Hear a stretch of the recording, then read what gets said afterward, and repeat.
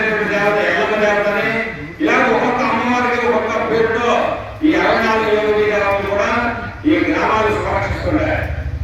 ఇక్కడ మనం చెప్పుకునే ప్రధానమైనటువంటి మీరు వ్యక్తపరిచిన సమస్య ఏంటంటే, ఏదైతే పాదాలమ్మ దేవాలయం కొంచెం దూరంగా ఉన్నది, అక్కడికి మనం వెళ్ళి అమ్మవారి మొక్కు చెల్లించడం వల్ల ఇక్కడ బయటెల్లమ్మ దేవాలయం రావడం ఇబ్బంది అవుతుంది. కాబట్టి దానికి ఏం చేద్దాము, దానికి ఏమైనా ఉపాయం ఉందని మీకు ఆలోచన.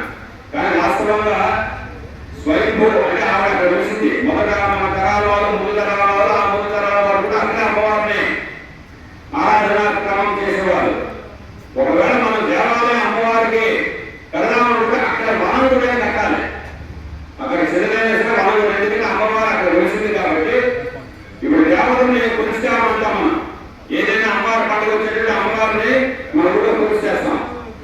తెచ్చి ఆ గ్రామ దేవత పండుగ అయితే అమ్మవారిని ఉదాహరణ చెప్తాం.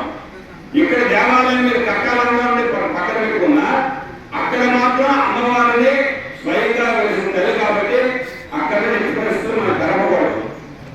అక్కడ అమ్మవారిని ఉంచుతూ వనం కూడా ఉంటారు. నీకు అమ్మవారికి ఇక్కడ బొమ్మలు ఉన్నాయా? ఏమి లేదు, మోదీ ఉంటే